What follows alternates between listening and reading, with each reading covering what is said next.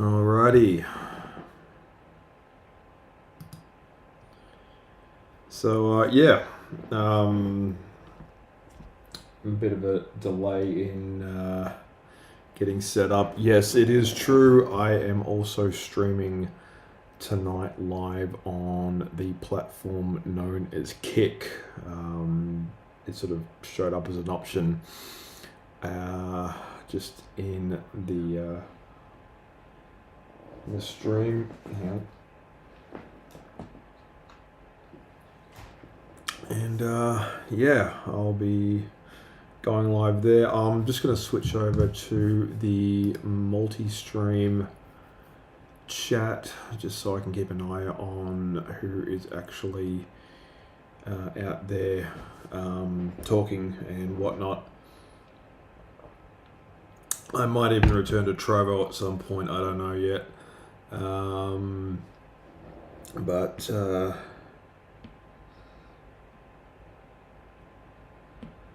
it really depends on how I do with other stuff.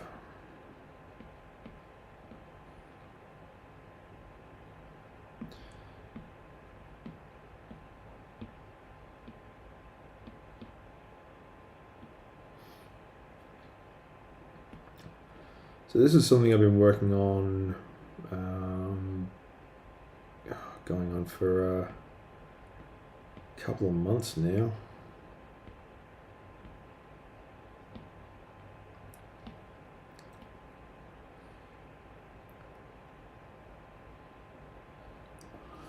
And yeah.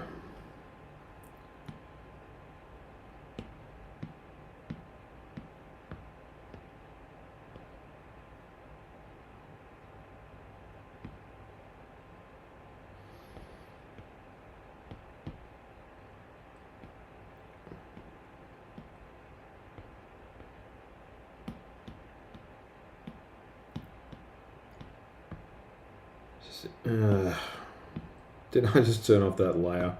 I think I just turned off that layer. I should not have turned off that layer.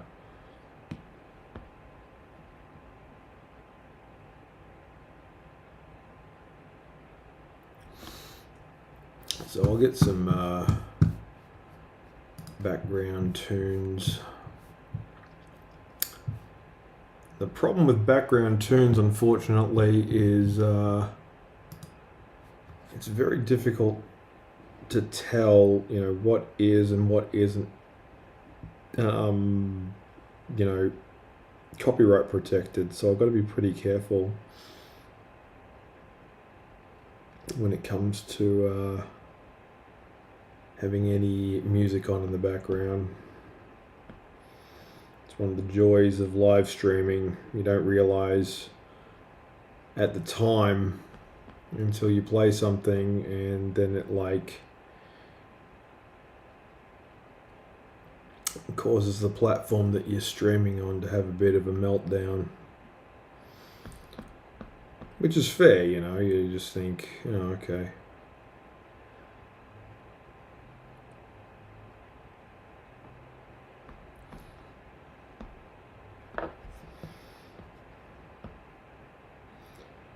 Maybe I should have done my due diligence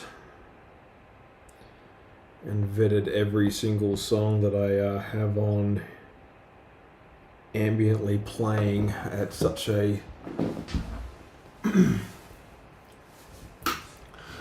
low volume that it is barely detected by any recording device.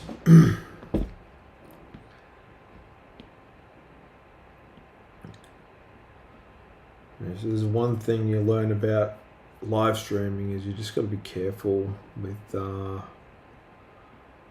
what music you got on in the background, because stuff that might even be playing on a radio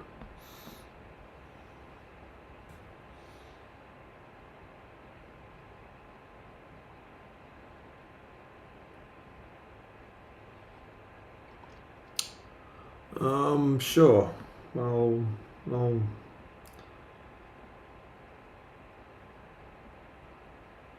whatever. I appreciate the tip there, but no, I'm good. Thanks all the same.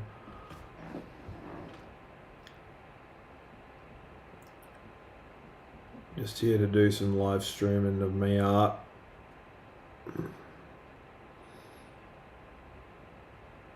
Just doing some drawing here.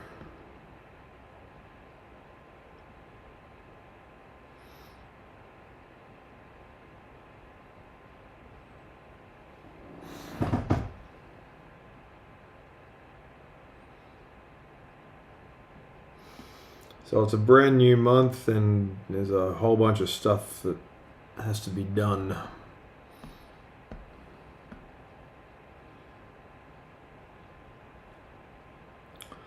Because I am going on another overseas work trip. So I like to try and get as much done as I can.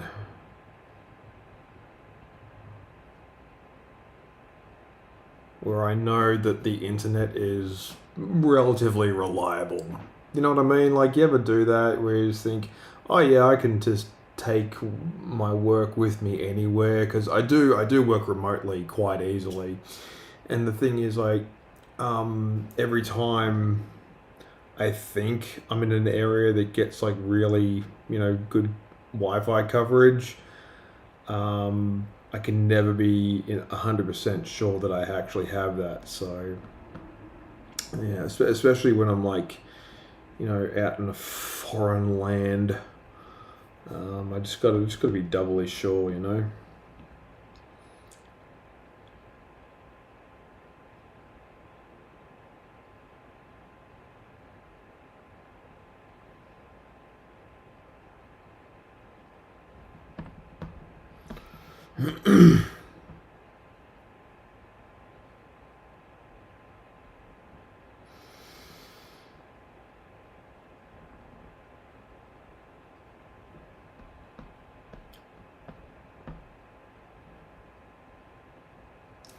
So I was just watching this rather hilarious but depressing, I guess it's like a documentary.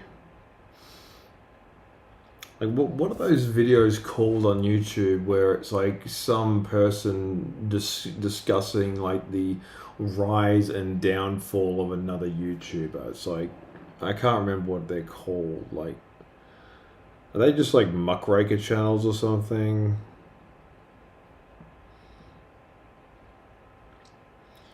So anyway, I'm watching this story about this guy, and he's like he's a gambling not gambling YouTuber. He's a gambling streamer. And, I think he was on Twitch for a while there, but until Twitch like banned gambling, and he moved over to Kick, which is ironically the platform that I've just only started streaming on tonight. Just sort of like a little intro and experiment kind of thing. Anyway, turns out this guy, he's just got like a whole litany of, personal problems and demons he's got to contend with, and, just increasingly terrible living standards, and, you just think, oh man,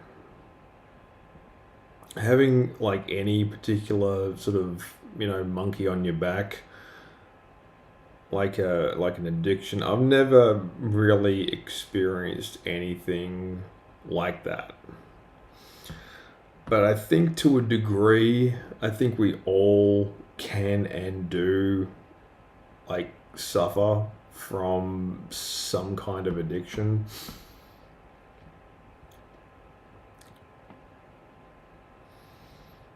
Like, when was the last time, and I mean this for myself as well, when was the last time you spent 24 hours without your phone? Like, I'm not kidding.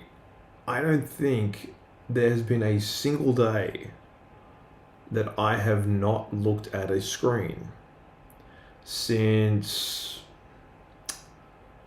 I'm going to say 2000 and,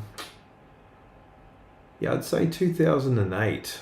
I think there's not been a single day that I can really recall with any degree of clarity where I have not gone 24 hours without looking at a screen, and this includes my phone.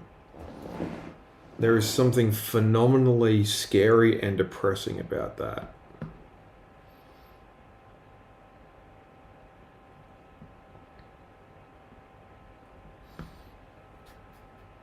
Like, you just roll over, you go to sleep, and you make sure before you do that your phone is plugged in, or at the very least has enough battery that when you put it on standby, it's not going to be at like 20% or 5% when you wake up.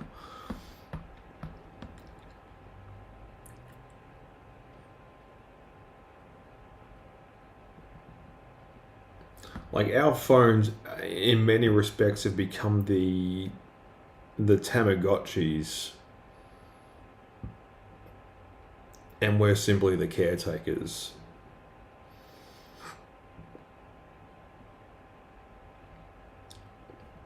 Like, everyone has one, everyone looks after theirs with, varying degrees of, concern or whatever. Like, yeah, you ever like get somebody who has like a cracked phone screen and they ask you to take their photo, and they hand you this phone which for some reason just has like the front of it is basically falling apart like a piece of broken glass, and the back of it still doesn't have like a protective cover. You ever get that? Like, I can't be alone when I just think, oh,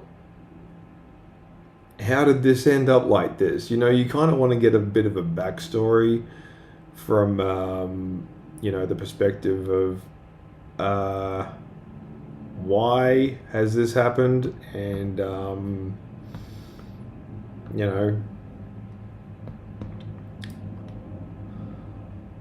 because I think you can tell a lot from people by this, not just how their phones look, just physically, like the device itself, how it's treated, how it's cared for, and kept in whatever condition that it's in, and I think the phone reflects the person very much so. It's kind of like, if you want to get like a sort of a good idea of how somebody is going to treat like another person, you see how they treat their phone. Like, does the phone have like a lot of scratches on the screen? Does the phone have a lot of wear and tear from being jostled around in backpacks and pockets and stuff like that? Like, that's just a theory. I could be wrong. I am happy to be proved wrong. It's just one of those things that I think about, because it is the one device that pretty much every one of us has that none of us can really, like, at least in this point in time in human history, none of us can really live without. Like, the amount of things that you can do on your phone, sending emails, booking flights, telling time, basic calculations. Like, the phone is so powerful at this point, and the internet is so like amazing and full of wonder and everything like that, that we have the calculator app on our phone, and we don't even use that. We like instead of using the calculator app on our phone, we can just flip open like Grok or ChatGPT and ask it to do the sums for us. That is how amazing our phones are. And all they ask in return is basically just keep them charged and away from seawater, essentially.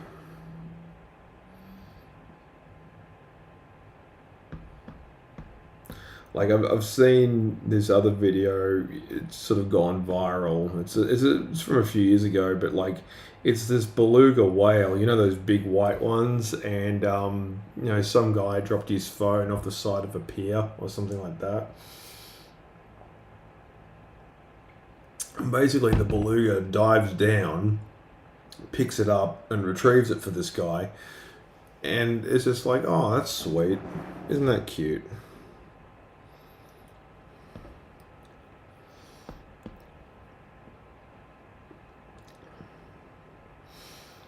I mean, there's a 90% chance that the phone is completely useless at that point because it just fell into freezing seawater. But, you know, it is what it is.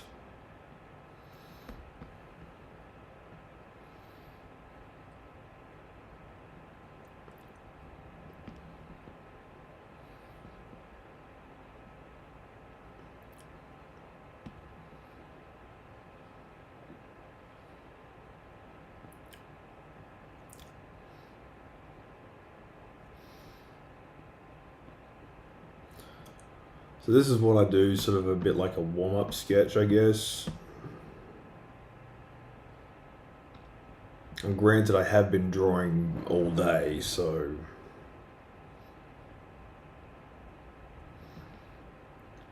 I just use Sketch Jam to, chill out and decompress for a little while.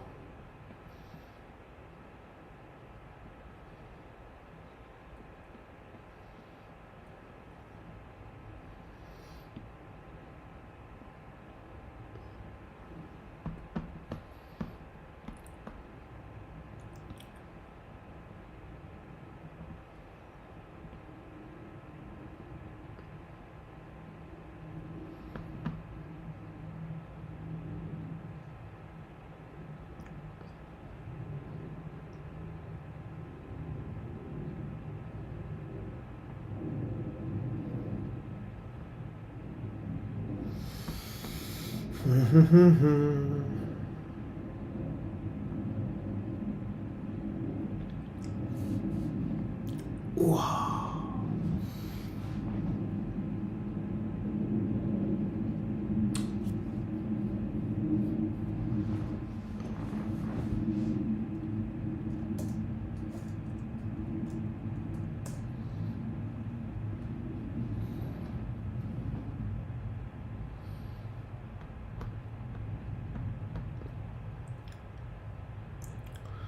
Yeah, so it's a little bit quiet tonight. That's pretty normal.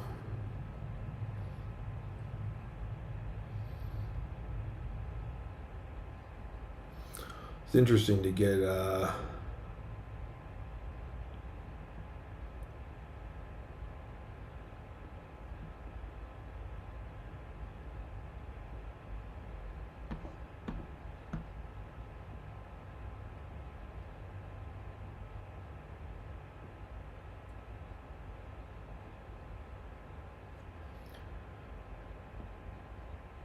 small spike of interest from Kick there.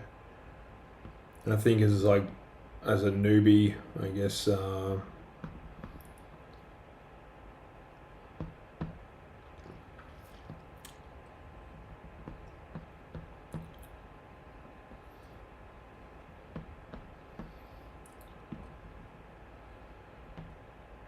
know funny.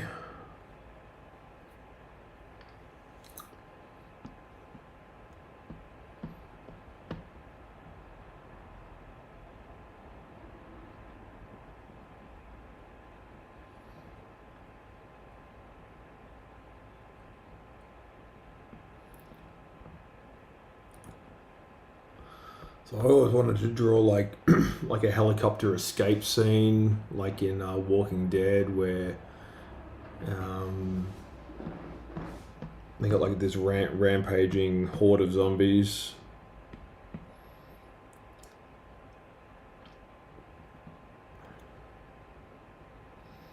I've never understood why zombies way of getting,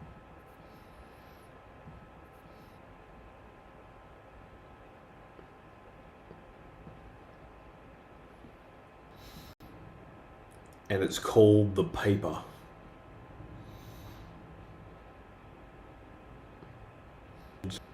Um, um,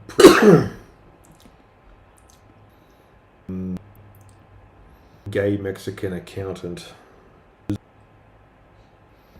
Angela. So Rainn Wilson as well. Like thing about The Office, like it was such a cultural phenomenon, and like you know it was so beloved, and it was so fun and so relatable and so easy to watch and rewatch. And like it exists now mostly in the form of like little clips and memes and whatever, that now any attempt to recreate it is treated like blasphemy, basically. It's a really sort of sad state of affairs, because The Office itself, like the American Office, is a remake. Like the original show that Ricky Gervais came up with in the early 2000s, that's what it's based on.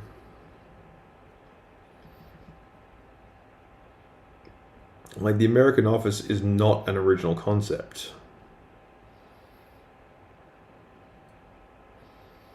Like the Ricky Gervais mockumentary, with literally the same name, that's what it's based off of.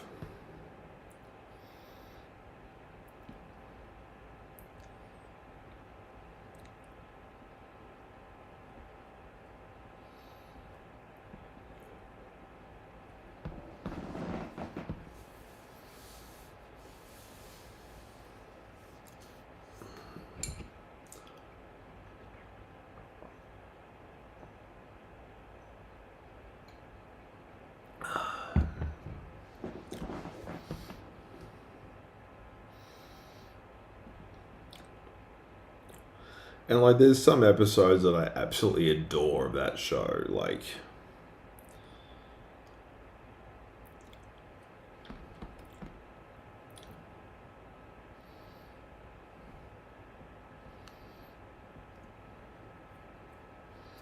and there are some episodes I honestly do not care for, you know.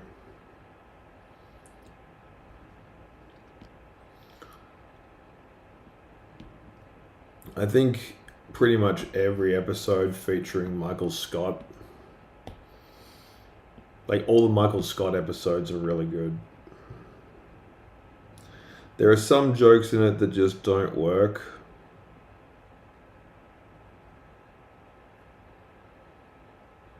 Like there's this one joke in it that I can't stand, and I know that they tried to make it work. I know that they wanted this particular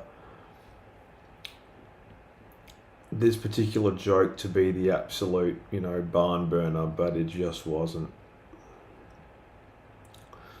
It was too it required too much thinking, and it didn't hit properly. And that was when Michael Scott finds what he thinks is a fine Italian made like fashion brand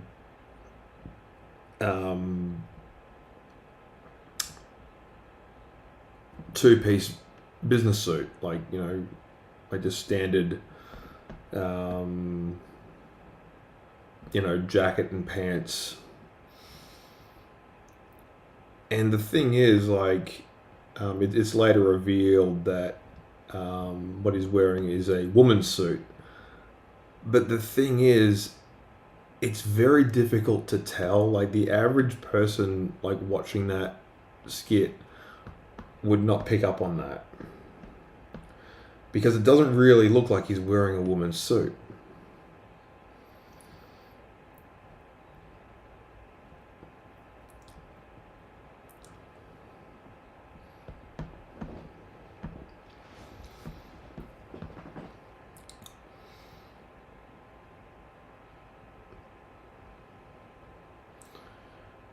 We're just nearly at the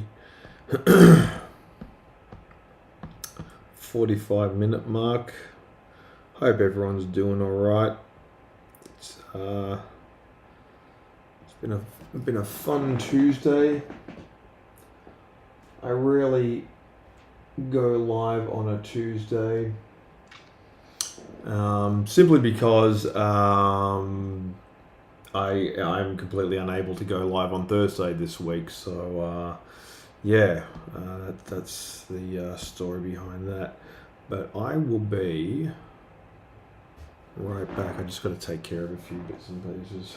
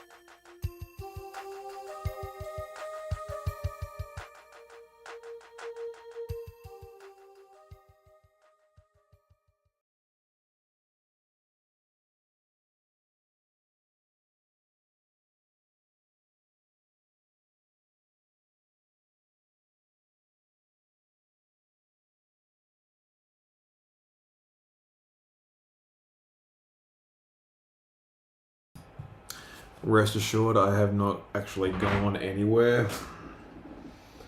Just had to take care of a few bits and pieces. So this is something, it's part of a book that I've been working on. I'm doing the illustrations for it.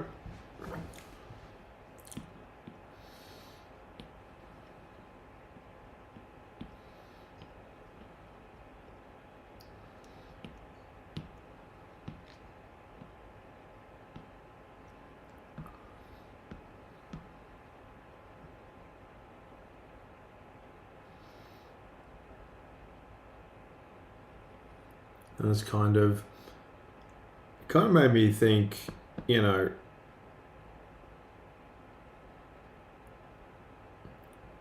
they grow a little bit bigger and then they, you know,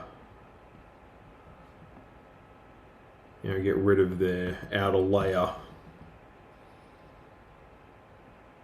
You know, for whatever reason, it gets damaged and it's just easier to ditch it somewhere. And it got me thinking, like, since the Medusa's hair is made entirely of snakes, you know, what would it be like for her having all of her snakes, you know, simultaneously, you know, drop their skin everywhere? Like, snake skin is essentially Medusa dandruff.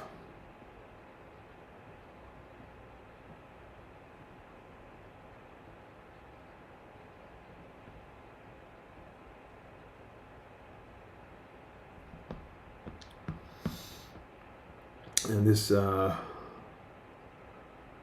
lovely lady is loose. I won't say who.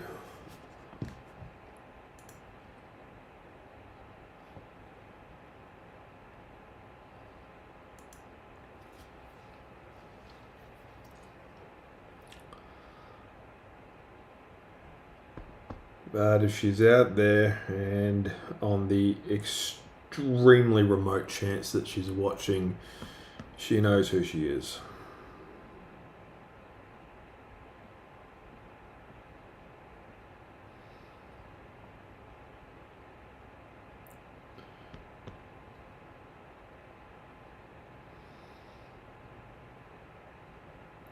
And it's taken a while to, I wouldn't say necessarily move on, because I'm not really, like, I don't really bother with that. I always approach these things with a certain degree of heightened indifference.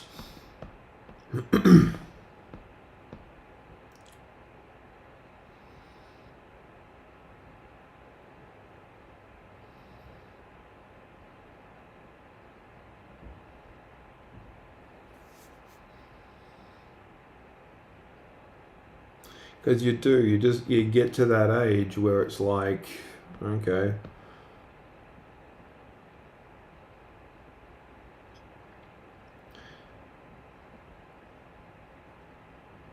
like, my ability to sort of passionately care about stuff that doesn't really have, like, things that I can't change or things that I have really no power over.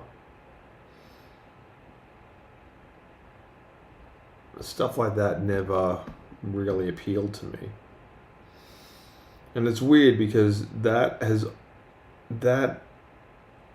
like way of thinking, with me at least, has only ever gotten, you know, stronger.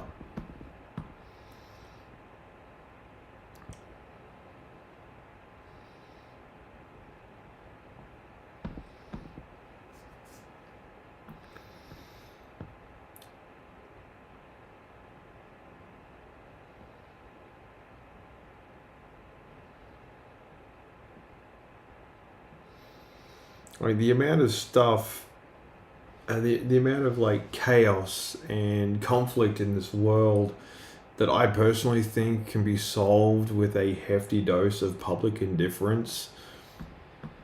And I don't mean just like a little bit, I mean like a lot of public indifference. I think that is one of the key ingredients to like lasting peace everywhere.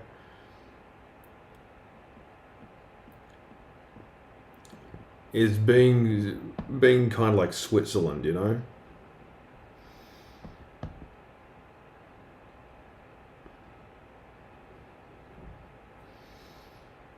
Like the Mentos jingle,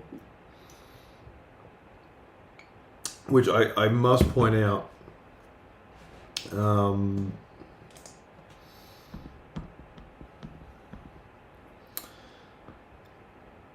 the jingle for Mentos is actually a lot longer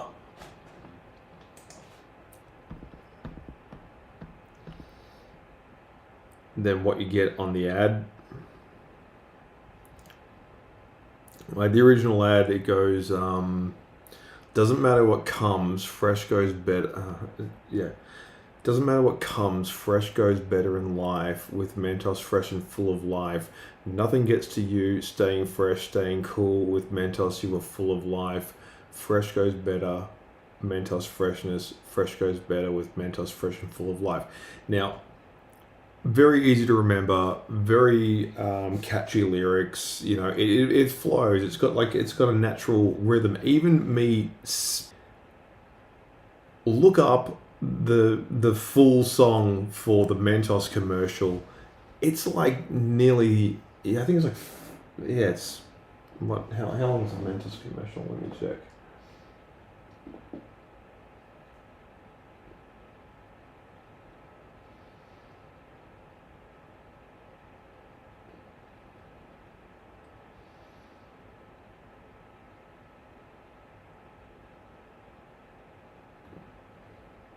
So the jingle for Mentos.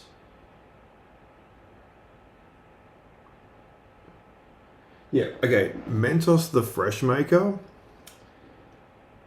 The full, like, unedited jingle, the original, like, theme tune for the Mentos lollies, it's 3 minutes and 6 seconds long. That is how much of an epic, like, banger of a hit that it is. Like, it sounds like something that Journey or Van Halen would have recorded. Actually, I would say more Journey than Van Halen. Like, that song "Any Way You Want It" by Journey sounds like it sounds like a fast food commercial jingle. You know, the one that goes "Any way you want it, that's the way you need it. Any way you want it." That sounds like something that Hungry Jacks would say.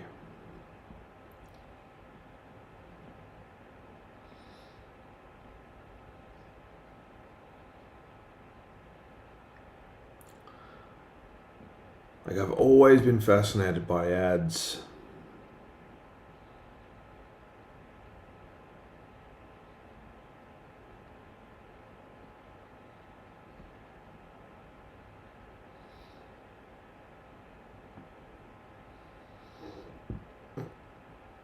Because it's weird. I remember back when, you know, television, like free-to-air TV was a thing, and they'd play these reruns. They'd have these whole compilation shows, and they would just feature old commercials of, like, you know, products and services and all that kind of stuff that don't really either don't exist anymore, or they've sort of, you know, gone as the public domain in some respect.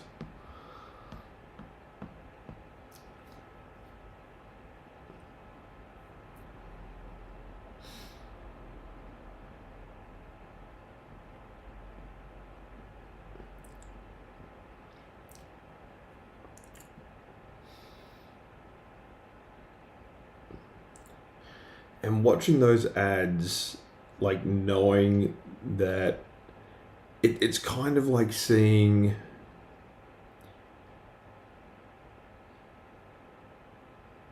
a tiger that's been caught in a trap. Like the ads can't really do anything. They can't really sell anything to you anymore. It's a weird feeling. Like you just think, oh, isn't that charming? A clearly drunk Orson Welles trying to sell, you know,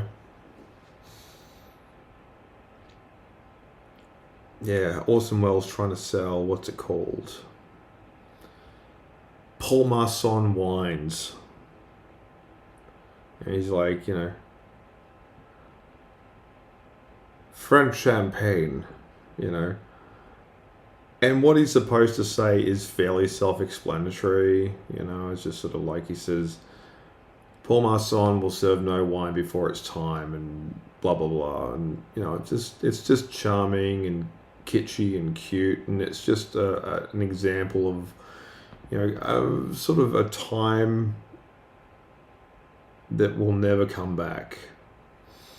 And I think that's what we like. Orson Welles has been clearly drinking heavily since, the morning when he went into the to the studio to record the commercial, and he's just off his face. Poor guy. Like Orson Welles, I think, is an excellent example of what happens when, it all falls to pieces.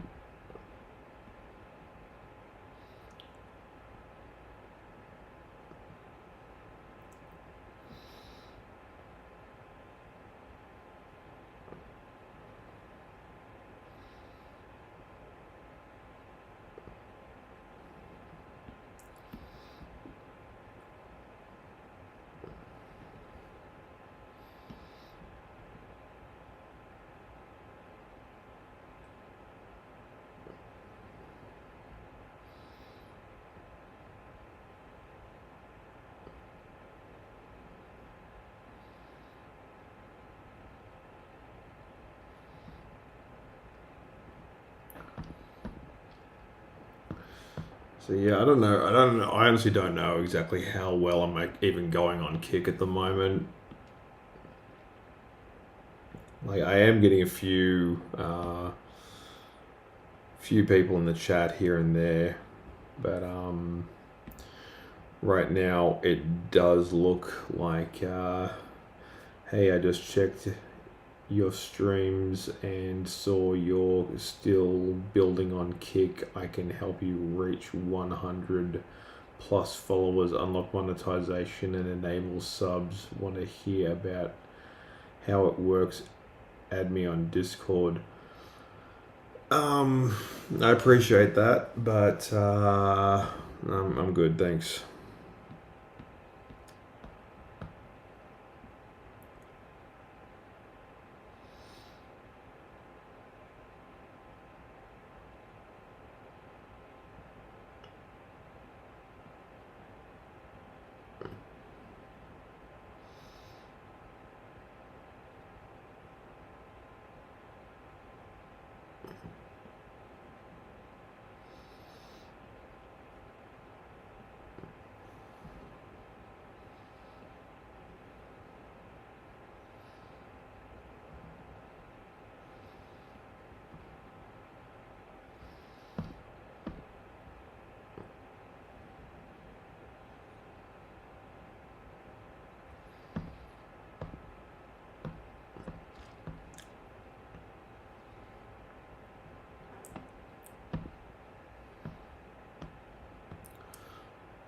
and just draw a bunch of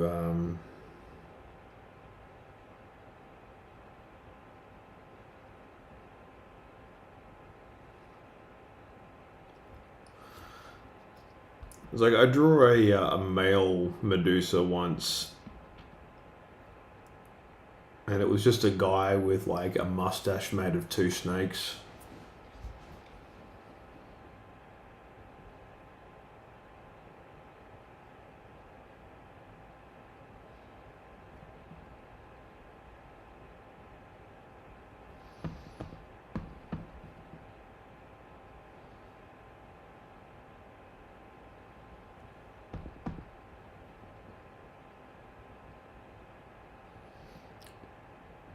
I'm rewatching the intros to my old favorite cartoon shows when I was a kid, and one of them was Cops, COPS, and it's an animated series about like cybernetic police officers, and it's so good. Like it hasn't aged particularly well now, but back in those days, law enforcement was a big part of pop culture. Like you had what is it?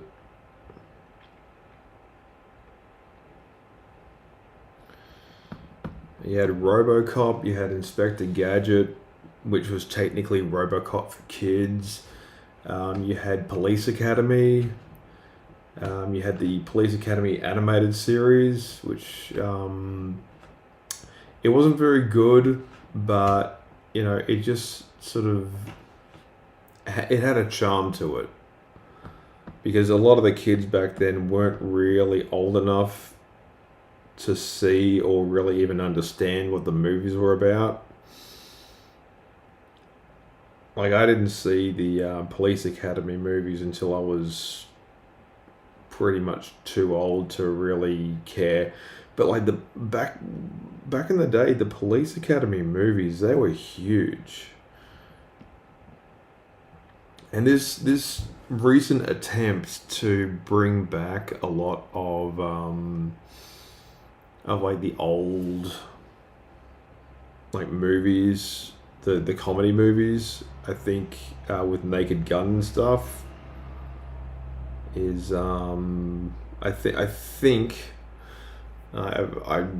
would hazard a guess that maybe they bring Police Academy back. Maybe. Like I haven't seen any publications. I haven't read any news updates. There's certainly been nothing being said on Twitter or any of the other social media platforms to suggest otherwise. But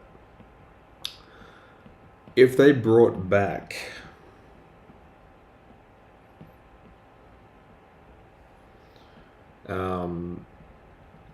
or if they decided to remake entirely from scratch,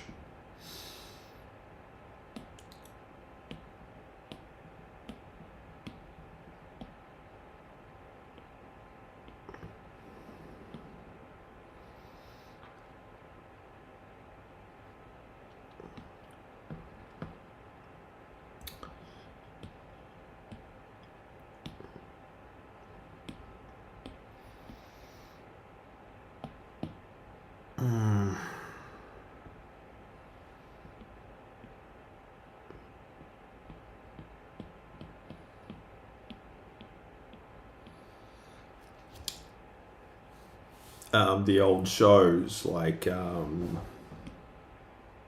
if they brought back Police Academy and like Caddyshack and stuff, I think that would go down a treat. But at the same time, I honestly think that in terms of humor and stuff, I think we've moved on. I think we can't really go back to that. Like I've seen so many like reviews and stuff saying, oh, Naked Gun was actually really cool. Like Liam Neeson is hilarious. Pamela Anderson is adorable. The whole cast is just wacky and fun, and it's a good time being had by all. But there was something about Leslie Nielsen being in that role that made it like something that can't really be replicated. And the thing about Naked Gun as well is, definitely a product of its time.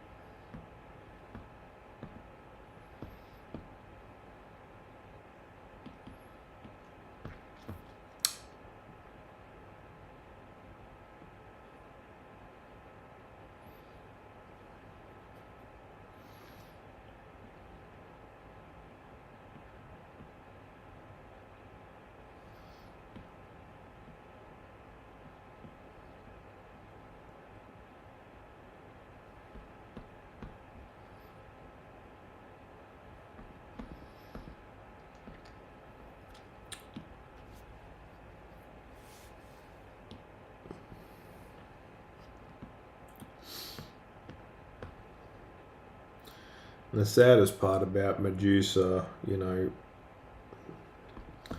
having to deal with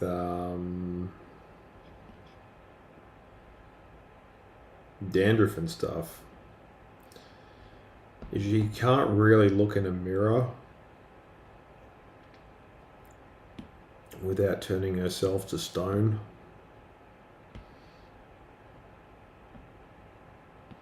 Okay, thank you.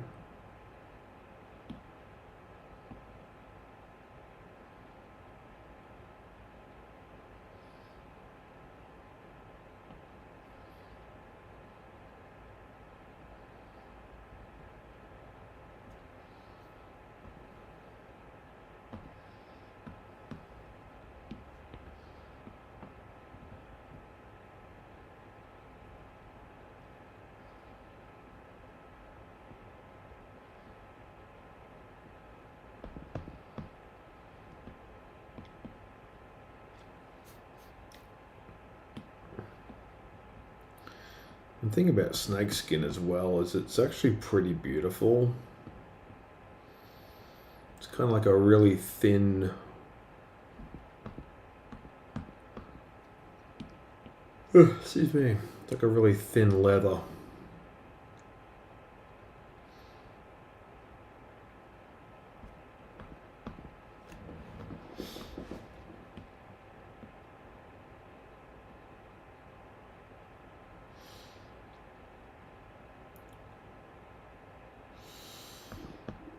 I've been recently getting back into the darkness. And by the darkness, I mean the English rock band from the early mid 2000s.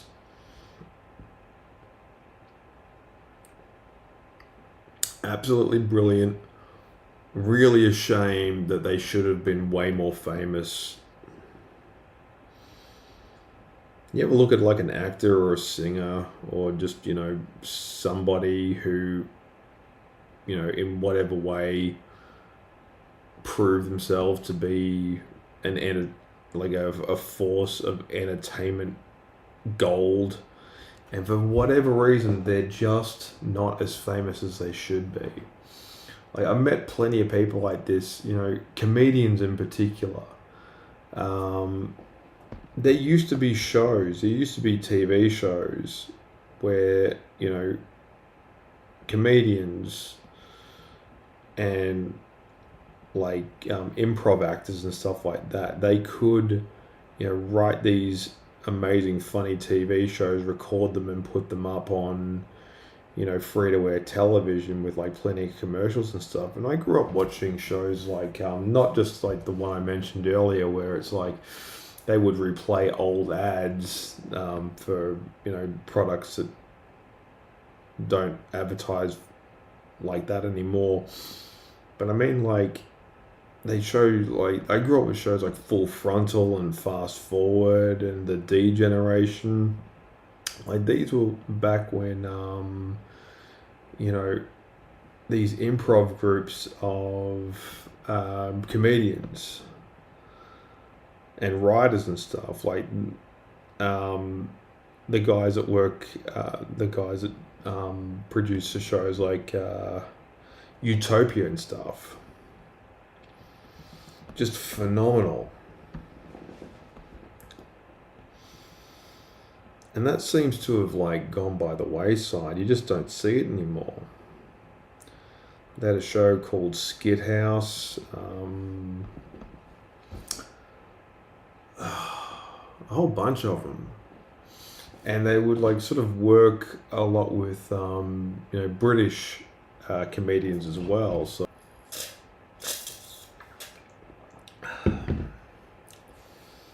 yeah, I used to love that stuff.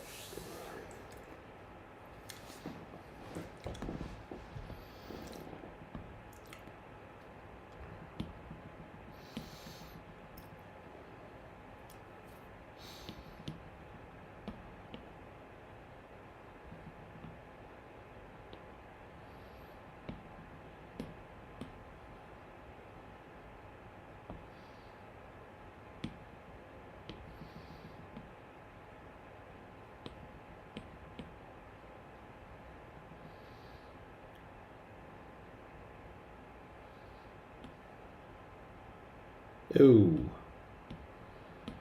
Try not to draw over the wrong layer there, Ed.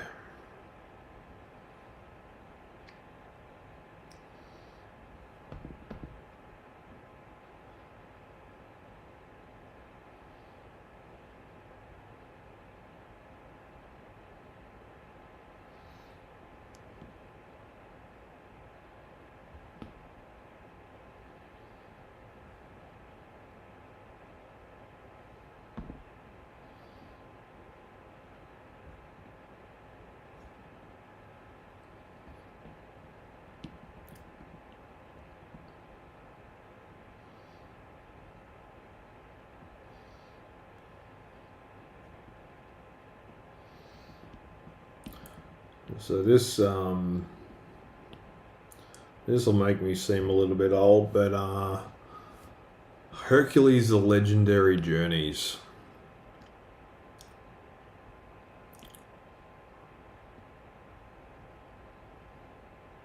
I used to watch that show religiously. Absolutely loved it. Kevin Sorbo and Lucy Lawless. Hilarious.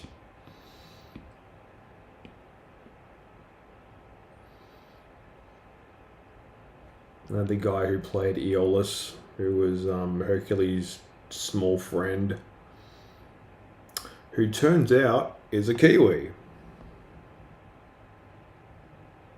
And Lucy Lawless is a Kiwi as well. She's just putting on an American accent. And it's just hilarious when you think back to those days where all these like fantasy series and all these movies were being made in that area.